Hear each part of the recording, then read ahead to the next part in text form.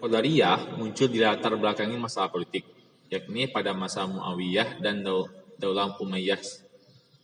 Setelah Ali meninggal tahun 40 Hijriah, Muawiyah menjadi penguasa daulah Islamiyah.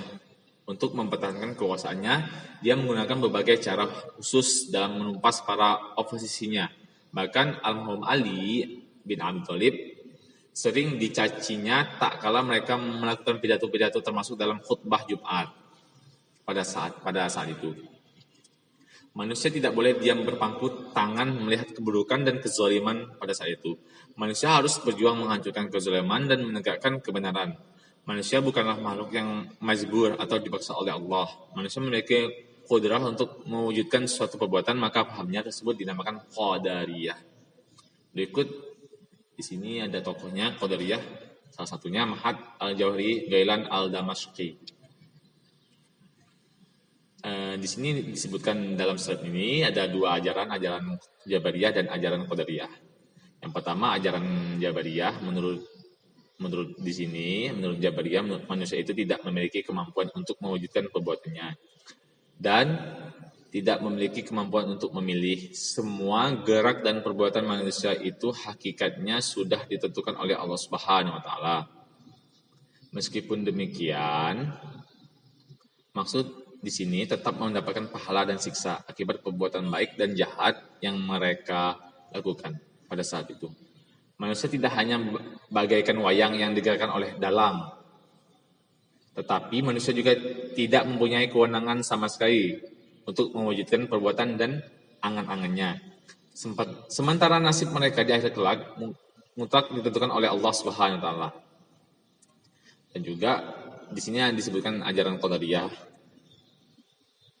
Pemikiran Qadariyah yang paling menonjol adalah masalah perbuatan manusia dan kekuatan Tuhan. Qadariyah berpendapat bahwa manusia mempunyai kebebasan untuk menentukan, memilih, dan mewujudkan perbuatannya.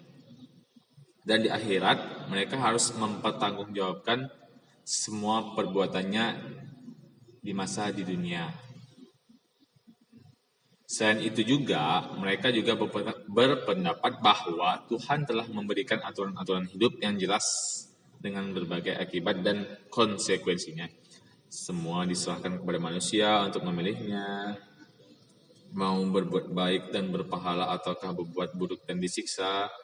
Semua perbuatan yang dilakukan manusia tidak bisa keluar dari tanggung jawabnya sendiri, ya, semuanya. Itulah yang disebut keadaan Tuhan. Dasar pemikiran mereka adalah di Quran surah Al-Kahf. Di sini disebutkan, barang siapa menghendaki atau beriman, hendaklah ia beriman.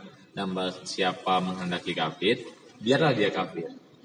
Sama seperti di surah Al-Kafirun juga ya. Untukmu agamamu, untukku agamaku. 2. Quran surah Ar-Ra'd ayat 11. Sungguhnya Allah tidak akan mengubah keadaan suatu kaum sebelum mereka mengubah keadaan mereka sendiri. Terus ini surah ini familiar lah. Pernah kita dengar kadang di majelis taklim atau khutbah juga ya. Yang ke-6 itu ada aliran Mu'tazilah. Aliran Mu'tazilah itu lahir pada masa pemerintahan Daulah Umayyah. Istilah Mu'tazilah berasal dari kata azala, artinya berpisah. Maksud berpisah di sini, sejarah aliran Mu'tazilah ini disebabkan keluarnya seorang yang bernama Wasil bin Atha dari sebuah kajian yang dilakukan gurunya yang bernama Hasan Basri. By the way, Hasan Basri ini orang tua saya, nama orang tua saya juga. Di sini juga topik yang dibicarakan dalam kajian tersebut adalah tentang murtakibil kabirah, yaitu orang yang melakukan dosa besar. Menurut Wasil, orang yang berdosa besar itu adalah orang fasik, bukan orang mukmin dan bukan pula orang kafir. Di akhir kelak mereka ditempatkan bukan di surga dan bukan pula di neraka, tetapi di suatu tempat antara surga dan neraka. Itu bagaimana ya tempatnya itu ya? Ada yang tahu? Di sini juga mereka berpendapat yang demikian tentu sangat bertentangan dengan pendapat gurunya. Untuk mempertahankan pendapatnya tersebut, kemudian Wasil bin Atha menyatakan keluar dari majelis tersebut dan memisahkan diri dari gurunya. Kemudian sang guru Hasan Basri ini berkata, "I'tazala anna wasil." Artinya Wasil telah memisahkan diri dari kita pada saat itu. Karena dia telah memisahkan diri dari jamaah gurunya, maka dia disebut Mu'tazili dan alirannya disebut Mu'tazilah.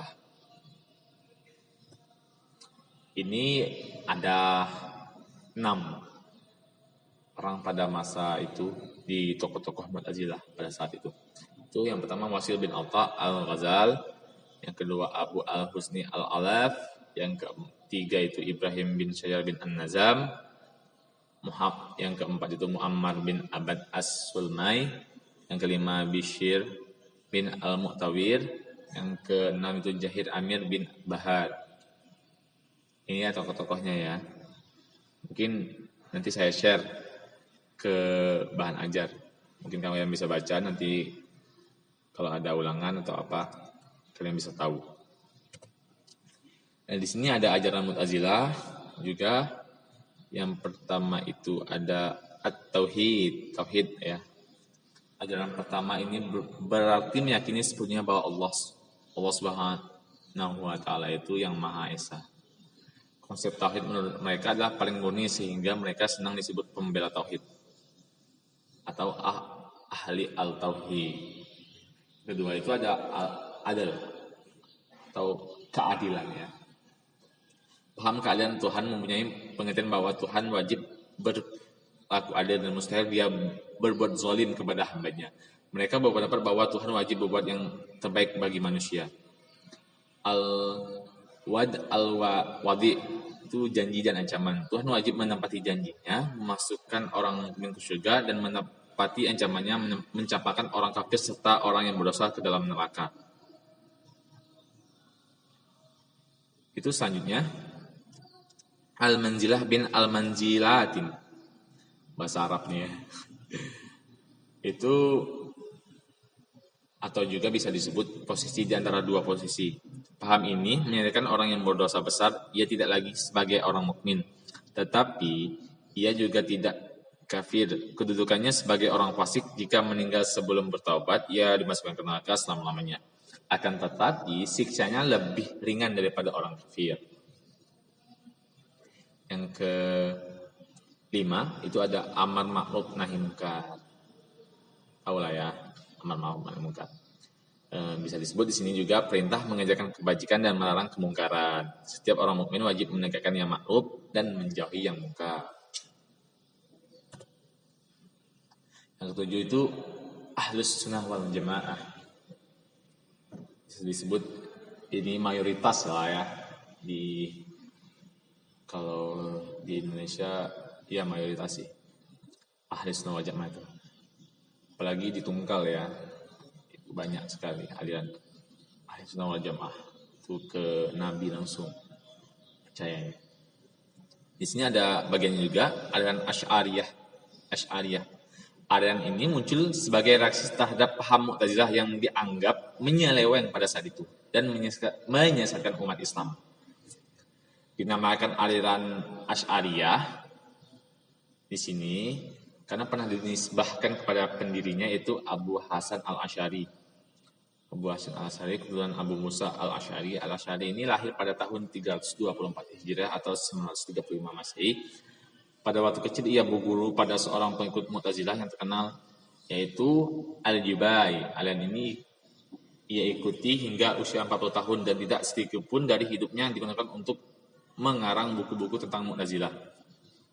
Berikut tokoh-tokoh aliran Asy'ariyah yaitu Abu Hasan al-Asy'ari, Abu Bakar al-Baqillani, Imam Ghazali, Abu Ishaq al-Ispiraini, selanjutnya Imam Fahrur Razi, dan yang terakhir itu Abu Ishaq al-Shirazi.